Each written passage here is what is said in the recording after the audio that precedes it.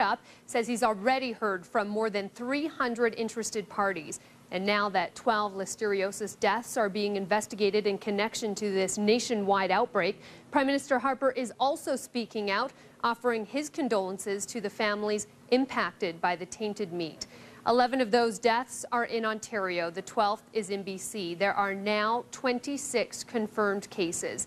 The spike in deaths is because officials have reworked the definition to include any cases where listeria is an underlying or contributing factor to the person's illness. Maple Leaf Foods has recalled all products it makes at its Toronto plant. And here is Cynthia Mulligan with more on how listeriosis is shaking the country. And in our own backyard, Alberta health officials say 5 confirmed cases of listeriosis are under investigation. Dr. Preddy is quick to point out no links have been made yet. He says the lab results should be in early next week at the very latest. Meanwhile, health officials are warning all Albertans to keep wearing bug spray after a human case of West Nile virus has popped up. Last year, 2 people died from West Nile virus in Alberta, and more than 300 people tested positive. That was the highest number of cases in the province's history. Well, there is no question the past 6 weeks in Calgary have been uncommonly violent, with 5 people shot to death on city streets. Mayor Dave Roncogne also on BT this morning, and he says he'll ask his council colleagues to approve his plan to crack down on crime September 8th. Members of the Canadian men's gymnastics team received a warm welcome home last night at the Calgary International Airport. Well, the Summer Olympics are over for another 4 years, but for those training for the 2010 Winter Games, the Vancouver Olympics are fast approaching. Kirsten Ellen Fleming with how our winter athletes are already preparing for their competition. All right, turning to business now. Energy prices may be declining, but many analysts think our province could still be in for a record surplus. Maple Leaf Foods shares have taken a beating since the company was linked to a fatal outbreak of listeriosis.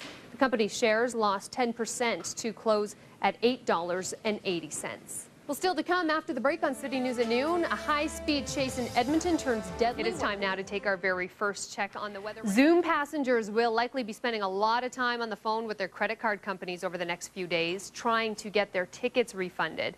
Well, of course, just in time for the long weekend, we are seeing a bit of a jump in the pumps at a disappointing earnings report from computer maker Dell. Profit fell 17% in the second quarter, but sales rose 11% to $16.4 billion. The company slashed computer prices very sharply in the quarter, offsetting its attempts to cut costs and eroding its gross margin. Both earnings and margins fell short of Wall Street estimates. Dell shares plunged 12% on the news. Well, coming up after the break on City News at noon, McCain picks a run. All right, back to Canada now, where things are still heating up on our political scene. Bloc Québécois leader Gilles Duceppe says Stephen Harper intends on calling a fall election. Duceppe made that announcement after he met with the Prime Minister this morning. He says, quote, his plan is made. He wants an election, period. Harper has requested talks with all of the opposition leaders, claiming he is seeking the green light for his minority government's fall legislative agenda. NDP leader Jack Layton meets the Prime Minister on Saturday. Still no word on Stéphane Dion and whether or not he's planning on returning Harper's phone calls. Well, questions are still surrounding what appears to be a horrific accident in Maple Ridge, BC. 2 women are dead and at least 6 others are in hospital after a pickup truck plowed into a crowded sushi restaurant during dinner hours.